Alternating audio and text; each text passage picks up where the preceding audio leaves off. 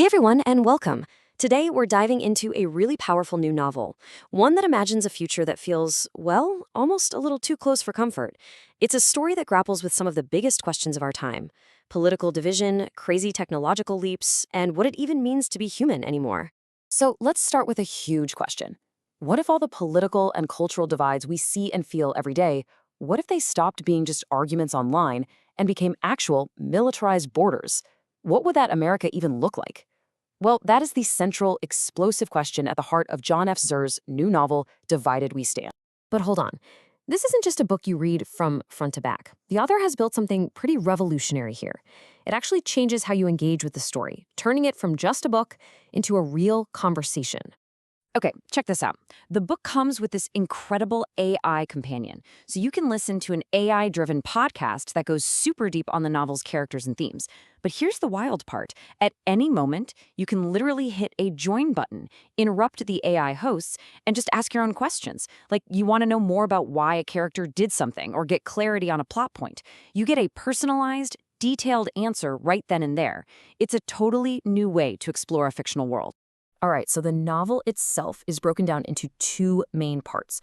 Part one is called The Fracture, and it just plunges us right into this near-future America. A catastrophic cyber attack completely shatters the nation's power grid, and with it, the whole Union. The United States officially splits into two brand new separate republics.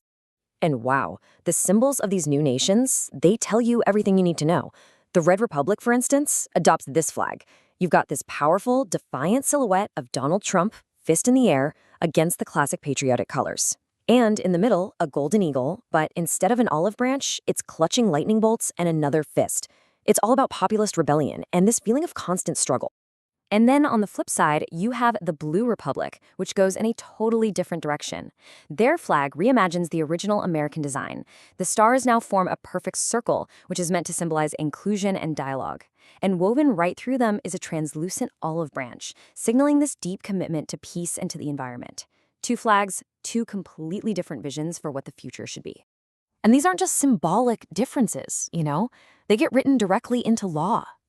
Each republic drafts its own new constitution. The Blue Republic's constitution champions things like social equality and bodily autonomy. The Red Republic's, on the other hand, enshrines the right to bear arms and free markets. It even requires loyalty oaths, with public tribunals set up to punish anything they consider subversion. The cultural split gets just as deep. Even music becomes a sort of battleground. The Red Republic rallies around a brand new defiant anthem written by Kid Rock called America is Great Again. Meanwhile, the Blue Republic, searching for something more unifying and transcendent, officially adopts Ray Charles's iconic, soulful version of America the Beautiful. So after the book establishes this completely fractured world, it does something really fascinating. It leaps forward in time into part two, the Renaissance. And this section explores a really cool idea. What if humanity could use technology to actually solve the very problems that tore it apart to begin with? A central reason for the Great American Split in the novel was just rampant misinformation and social media echo chambers. So in this future, society builds a solution. They call it the truth chain. You can think of it like a verification system for information itself. It uses a secure digital ledger to trace any piece of data all the way back to its original source, which helps restore a shared sense of reality. And the book's vision is just breathtakingly ambitious. It explores a digital afterlife where your consciousness can be preserved in an AI avatar, forcing people to question if a digital ghost is really their loved one. You've got urban rewilding, where whole cities are returned to nature, societies of water nomads living on synthetic oceans, and even memory pharmacies that let you edit your own past. It raises these huge questions about what really makes us who we are. But with all this high-concept world-building and future tech, you might be wondering, what grounds the story? What makes it human? Well, it all centers on a single family, the Millers, who are just trying to navigate it all and somehow stay together across the generations. Their family's journey really mirrors the novel's epic scope. The story kicks off with Janie's birth, right in the middle of the fracture, an event that actually forces her politically opposed family members to unite. Later, they have to migrate to Paraguay as water becomes the world's most valuable resource. We then follow Janie as she grows up to become a scientist, grappling with the incredible world of the Renaissance. And the story even looks ahead to her daughter, Elle, who's preparing to take humanity to the stars. And the novel doesn't just present these futuristic ideas. It really thoughtfully explores their human cost. This quote from Janie, as she's talking to the digital avatar of her own mother, just gets right to the heart of it all. It asks those deep, ethical questions that all this new technology forces us to confront. So why? Why did the author John F. Zur write this book?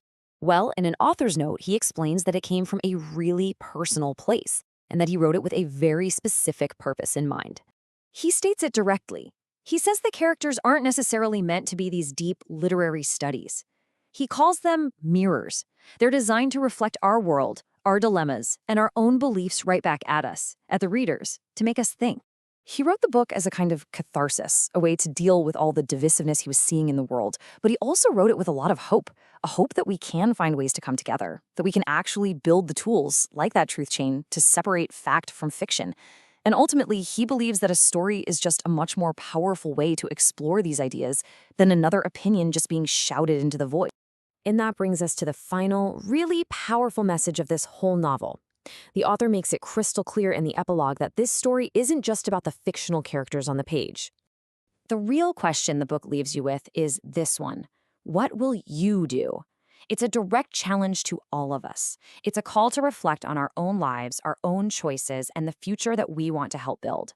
It turns that mirror away from the page and points it right at the reader, leaving you with a thought that really sticks with you long after you've finished.